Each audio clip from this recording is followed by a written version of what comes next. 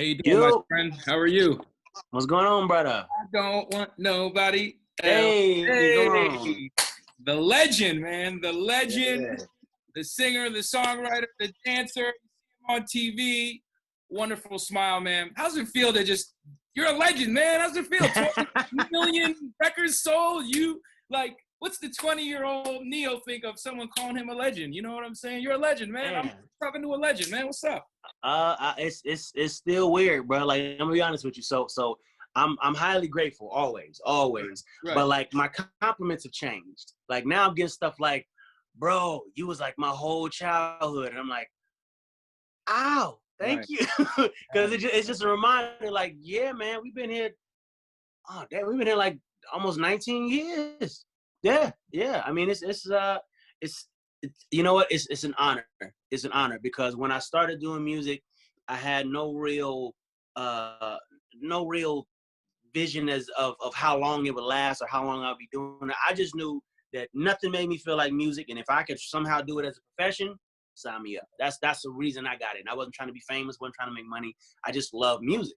Man. So the fact that 19 years and what, seven, 8 albums later, I'm still here and somebody still care, like that's a blessing just within itself, man. So I just hit my knees and say thank you regularly and just keep it rolling. That's Man, all you you make do. it look good too. You ain't really aging. I don't know what the secret Appreciate is. it, man. Appreciate it. Just so you know, my name is DJ Bonix, and we are here in Minneapolis, Minnesota, man.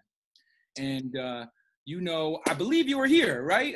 Or in the summer. I've been there before. I've been Yeah. there a few times before. Yeah. Mm-hmm. I wasn't sure if you were you here for any of the George Floyd stuff that happened afterwards or anything like that.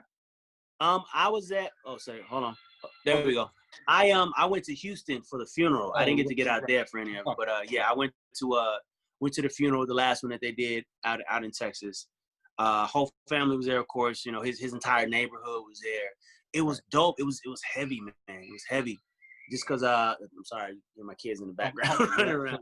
But it was heavy just because like I'm sitting in the first and foremost, it was a sea of paparazzi outside. Right. So I'm already anticipating the BS. But like they was cool. They was getting out the way, let the family move through, let the celebrities move through, whoever, whatever. Get in there. Nobody's acting like a celebrity. Like nobody wants to get in the front to be seen. Like, you know, people are really and truly being respectful of the situation. So like, that was dope. I'm sitting in there and I'm tearing up, but I'm thinking to myself, like, why am I crying? I didn't know this dude personally. Like, why am I? And the reason was, so George Floyd wasn't just some dude. Like not in his neighborhood. Like they loved this dude in his neighborhood. Like he was one of them ones. You know what I'm saying? Like made sure the kids was in order with sports and the whole nine. Like he was just a genuine great guy, and you could just feel the amount of love and the amount of loss that everybody was feeling in there. Like it just set heavy on your shoulders. Like, man, this is not just some dude that passed unless everybody say nice things about him because he died. Like, nah, like you really felt the real, right? So I get up on stage, you know, because they called me and asked me to sing at the funeral. Right. Didn't ask for any specific song. They just said, we would love for you to just come and, you know, sing whatever you feel is appropriate. I'm like, all right, cool. So I get there. I get up right after his family, some of his brothers and whatnot got up and spoke, and I get up right after them. And initially I had it together. It's like, you know what, I'm gonna hold it together. I ain't gonna cry. I'm gonna keep it right. You know what I'm saying? Right. Good. But I got up there, and the first person I lock eyes with is this man's daughter, George Floyd's daughter, right there in the front row. She's roughly around the same age as my daughter. So I'm looking at her, and all I can see is my daughter, and I'm like, it broke me. I couldn't hold it together no more. So I sang the song as best I could through real tears. Kind of felt bad about it after I was getting off stage because I felt like I wanted to sound better. I wanted to really represent for the family. I wanted to sing the song really well, and I didn't feel like I did. As I'm walking off stage, his brother grabs my arm like, yo, so remember, they didn't tell me what song to sing. It was like, I sang Boyz II Men, So Hard to Say Goodbye to Yesterday. Goodbye, I remember. Right? Yeah. And his brother grabbed my arm and was like, yo, I don't know if you knew, but that was Big Floyd's favorite song. And I was like blew my mind, like, yo, okay. So that was confirmation for me that I had done right by the family, done right by him. And I felt good about it. Just you being there, man, is just, you know, just you being there is a mark on your character. You know, like you said, you didn't know the guy, but to know that your voice and your song and just your presence. I got goosebumps just thinking about it and that being a moment. And I feel like, I just moved to Minnesota a few years ago. So so all the George Floyd, the murder happened like, just a few blocks down from my house. And so I'm really just, man, do you have any words for Minnesota, man? And just because, it's a great place here and it really shook it up. And, with COVID and the riots and anything, does Neo got any words for Minnesota holds a very special place in my heart because Minnesota is where Prince was born. You know what I mean? So that's always gonna I've always held love for Minnesota because one of the greatest musical minds to ever lay pen to pad, lay voice to vocal, whatever the case may be, came from there. So I've always had love for Minnesota. It's tragic that so many things have been happening in that city and cities around the world. We still going through it, man. You heard about young cat that got shot in the back 7 times, shot to get in his car. Yeah, he's paralyzed from the waist down. He lived, thank God, but he's paralyzed now. Dude has 4 kids. Like, it's still ridiculousness going on all over the world, man. And all I can say is that we got to figure out a way to find some joy. It's gonna be a lot of reasons to not smile. There's been a lot of reasons to not smile, and I honestly don't know if it's gonna get better before it gets worse. So I would say to Minnesota, to the people of Minnesota, and to just everybody everywhere, your moments where you can smile and laugh, cherish them joints, man. Cherish them joints and block out everything and be in that moment because we don't know when the next one gonna come. You know what I'm saying? But I can guarantee you a reason to cry is gonna come before a reason to smile. So when you find that reason, lock in, man. Lock in, because a reason all we can do right now is buckle our seatbelts and ride the wave, man. Your music has been a reason to smile for millions of people, man. And when I first heard the single, man, you have the M2 and the Juicy Fruit, and then you have the Zappin' Roger, which is man, when you heard that, were you like, okay, I'm gonna rock with this one? Like So how that all the came song together was a no-brainer. This is my first time ever working with Jeremiah, by the way. Shout out to the boy Jeremiah, because he is absolutely a musical genius. I heard the track and I was like, man, this requires very little brain power right now. It just felt right. You know what I mean? So I wrote my parts, we put it out, and the world is responding the way we wanted them to, and it's a blessing. Again, I'm just all I can continually say is that I am blessed and highly favored, and I'm aware of it, and I wear it like a shirt every day. Like, yes, God exists, and for whatever reason, He liked me. So I'm gonna stay right. I'm gonna stay doing what I'm doing. You're super humble, and I love that. All right, what's the deal with the album? Are we talking album soon, or what are we doing? Yes, album is on the way. I'm almost done. I got, realistically, I'm still looking for like 1 or 2 vibes that I feel like is missing. But other than that, I'm pretty much done. I'm in the finishing touches era of the album right now. Mid-September, early October, be looking for it. I might drop one more single before we go ahead and drop it. But it's gonna be a celebration of just the fact that my fans have allowed me to jump genres so many times. You know what I mean? So it's gonna be just a celebration of me being allowed to be as explorative as I want in this music. I say allowed because let's just keep it all the way real. As an artist, you can do whatever you want, right? If the fans don't respond, then you might as well be doing it for your damn self, right? So if the fans have responded, not only allow me to jump genre, but also following me over into these genres. They got diehard R&B cats to listen to EDM music behind me, and I'm like, right.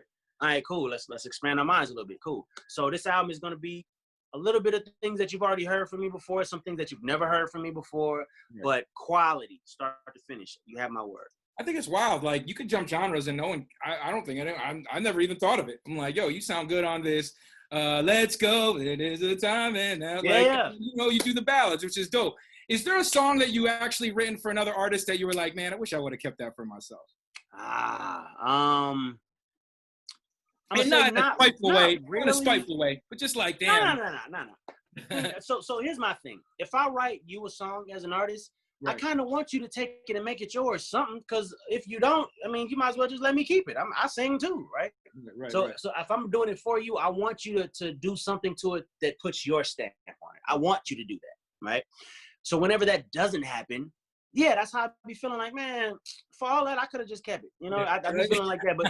But I've been blessed to where the majority of people that I've written for have been that kind of artist to go, okay, all right, I see what you're doing, but this is more me. And then they'll figure out whatever that is. And I'm always like encouraging that, like, please, like Beyonce's irreplaceable versus my irreplaceable, night and day. Because she took it and put the Beyonce on it. You know what I mean? So you can only I can only appreciate an artist that is enough of an artist to do that. You know, whereas like, I'm not a sheep. I'm not gonna follow you exactly. I know you wrote it, but I gotta sing it. So I'm gonna sing it the way it's comfortable for me. Yeah, I don't really, other than that, I don't really have one that I gave to somebody else and felt like it shouldn't have went there. Like, especially if it went there and became a hit, it's like, all right, well, clearly that's where the song was meant to go. Well, I appreciate it, man. Real quick, my dad didn't believe I was going to talk to you. So I was like, I got to with my dad. My dad, he 70 years old this year. He was like, Neo, what's up? So I just want you to say hi to my dad real quick. Yo, How are you, man? how you doing? I'm good, brother. How are you? Well, I'm fine. Thank you for asking. When's the next big hit? Next big hit, the one I got out right now. It's called You to Love. It's available everywhere right now. Check it out. Let me know what you think about it. All right. Okay. Good Nice talking to to meet you. you. All right. Thank you. Last but not least, man, you know, the versus battle has been big, and I'm sure people have asked the question, if Neo, I have someone in mind that I think would be a good match with Neo. Who would be a good match for you, you think, if Neo did a versus battle? Well, here's the thing. We have to say if Neo did a versus battle as an artist, because not a lot of people recall, but Neo already did a versus battle as a songwriter. It was me versus Jonte Austin. It was one of the first ones. Oh, okay, You know, right. As an before artist, the thing really just took off and blew up. It was Sean Garrett and Dream that went first, and that one kind of went a little left. You know what I mean? So Jonte called me the following day, like, "Yo, we got to do one. We got to rep for R&B. We got to do one." So I'm like, all right. So from that point, we started setting ground rules. Like, all right, let's do 20 joints, a minute 30 per joint, you know, so that it don't run long, and then just rock it out that way. So we called Swiss, called Tim. They was all for it. We did it. It was 80 to 100,000 people in all that watched it, which was cool. But again, it was still new. You know what I mean? So it wasn't it wasn't like now where it's like 600, 700, 800,000 people watching. Just produced a little bit more, right? Yeah. It was a whole other thing. But as an artist now, because I kind of feel like it's not really something you can do twice. Because like once you play your joints, you played them. You know what I mean? So right. But in that, I guess that is so big now, and I guess so many people aren't familiar with one of the first ones that happened with me. Yeah, I wouldn't mind doing it again. Sure. Now, as far as who? Yeah, who? Can I give you who I think might be a good match? Sure. I think The Dream could be a good match. Me versus The Dream? Yeah. An artist. See, that would almost have to be a songwriter's battle too, because he's an that's artist, what I'm saying. That both of you guys more from a songwriter standpoint than an artist standpoint. So I don't know. Right. I mean, I'm down. I mean, both of you guys accomplished though that producer and writer, and there's still a little mystery in it. And amazing, man. Thank you so much for spending time with us in Minneapolis. I just need your wise words for the election in November. Is Neo voting? You don't have to tell us who you're voting for, but can you get the fine people out here, like, you know, give them some motivation, because, you know, we need that 2020 motivation. Absolutely. So I'll say this. I used to very much be one of them cats that felt like, why vote? My vote don't count. If they want to steal it, they just gonna steal it, right? I used to be that dude. You cannot be that dude. You cannot be that guy. You cannot be that girl. You have to understand that even though you may not see it right in front of your face, know and understand that your vote matters. Oh my God, does it matter? And I'm not just talking presidential vote. I'm not just talking that one. Okay, that's the big one. But there's a bunch of other ones before then that you got to get in on too. Like, for example, the everybody that runs your city is elected, meaning you either did or didn't put them there with your vote or with your lack of vote. Right. So if it's somebody in office that you don't appreciate what they're doing, you don't agree with their views, whatever the case may be, change it. Learn who that person is. Learn who they're running against.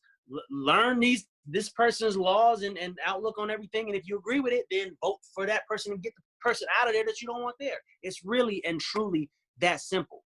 I promise. But the only way to guarantee that things stay messed up is by not voting, because now you're leaving it in the hands of whoever.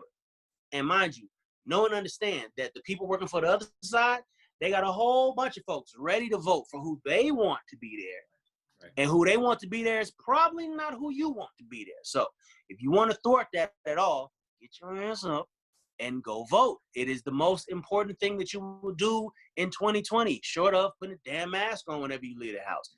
Go vote. Right. Yes, I'm voting. I'm not telling you who I'm voting for, but yes, I'm absolutely. You can probably guess who I'm. You can guess who I'm voting for. That's you know who I'm not voting for. We need that you to vote. Go vote. We need the You to Vote remix. I only need you to vote. You know what I'm saying? Neil, thank you not a bad idea. Not a yeah, bad man. idea. Mm-hmm. Let I them might know. have just stole your concept right now. I don't know. Hey, man. I'll be there for it, man. Thank you so much for spending time with us. Once again, my name is DJ Tonics. I actually DJ for Wiz Khalifa, and I know you and Wiz did some joints and everything. So I've seen you on the road and stuff like that. So it's finally a pleasure to really nice to meet you. Thank you for everything. You are a legend, and I'll remind you of that when I meet you again. I say, man, I'm the guy that appreciate it, brother. Happy to meet the legend, man. Thank you so much. Appreciate it, brother. Tell Wiz I say what up. No doubt. You to Love out right now. Album coming right now. October. He's telling you to vote. All of it, Neo. Thank you very much, my man. Appreciate it. Brother.